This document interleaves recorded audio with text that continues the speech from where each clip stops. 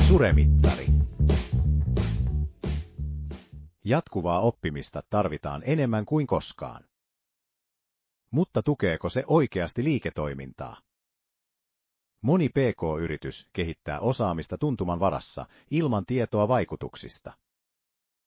Suremittari auttaa näkemään, miten oppiminen vaikuttaa yrityksen suorituskykyyn, tuottavuuteen ja tavoitteiden saavuttamiseen, elinvoimaan, työhyvinvointiin ja pitkäjänteiseen kasvuun, resilienssiin, kykyyn selviytyä muutoksista ja kriiseistä. Mittari perustuu selkeään liikennevaloasteikkoon. Se yhdistää dataa ja henkilöstön kokemuksia. Tulokset ohjaavat kehittämistoimet sinne, missä oppimisella on suurin vaikutus. Mittari tukee vastuullista vientiä tuomalla ESG-periaatteet osaksi oppimisen johtamista.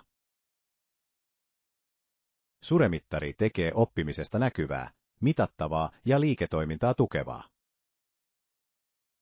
Se auttaa tekemään parempia päätöksiä tietoon perustuen. Ota käyttöön maksuton prototyyppi ja kokeile, miten oppiminen voi vauhdittaa yrityksesi kasvua.